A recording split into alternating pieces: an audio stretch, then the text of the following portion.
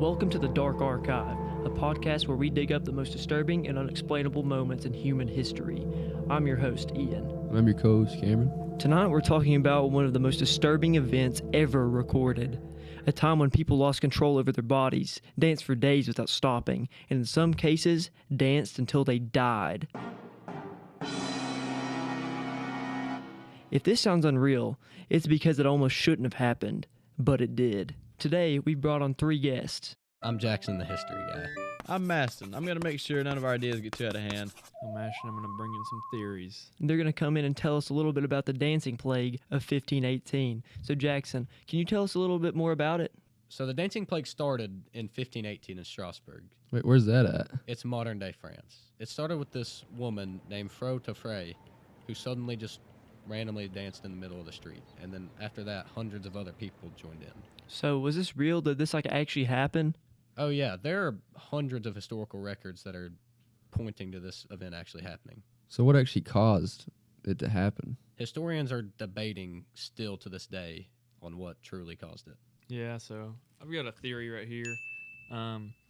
So basically, when I see this event that took place back this far, you see all these records that actually happened, but, a lot of the physical things that they think caused it, I find it very hard to believe. And big thing that was going around even back then, people believed it as they thought it was some sort of curse or punishment from the demons. A lot of them are religious.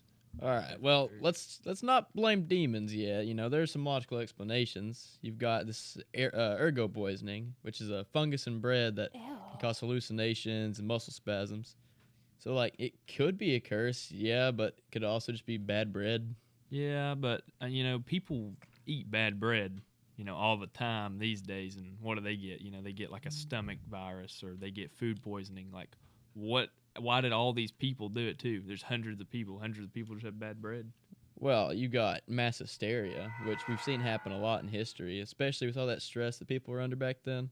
You got famine, disease. All that fear can cause people to just push and just stress and snap collectively. Yeah, I feel like you got a point there, but also they're literally dancing themselves to death. You think that they would have some sort of mental clarity.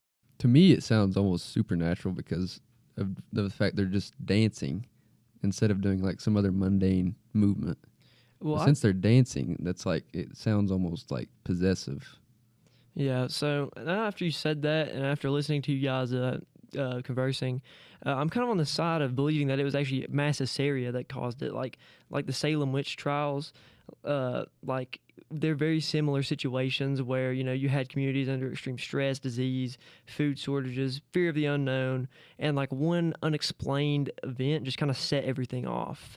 So in Salem, it was girls having seizures, accusations of witchcraft, just people dying, horrible events. Jackson, what do you believe it is? As a historian, I tend to look at things from a more logical standpoint. I do not believe there was any supernatural elements that would have caused these events. I believe that looking at recent years, we have seen plenty of cases of mass hysteria, and I don't know what the one woman was doing in the middle of the road, but I don't think it was bad bread or whatever else it could have been. I believe it was a large case of mass hysteria and people ending up dying because of it. Yeah, I'm going to have to agree with Jackson on that one. And, I'm not saying it wasn't creepy by any means. I'm just saying it's probably not magic. And honestly, that scariest part isn't demons. It's how powerful the human mind can be when people are so desperate. Yeah, that's true. And I feel like one of the other scarier parts about all this is that we will probably never know what truly caused this. Just the fact that, there's an uncertainty of, other things that have happened in the past, especially this one, what's in our future, People are going to look back on events that happened to us in the present and be like, I don't know what caused this. I don't know why people acted this way, did this. That's very scary to me. Yeah, I think this is very fun to talk about because we really won't know. Well, first of all, I'd like to thank you guys for coming on to our show, and I'd also like to thank you, our viewer, for tuning into this podcast today. So, I'm your host, Ian. I'm your co-host, Cameron. And thank you all for tuning in. See you all in the next episode.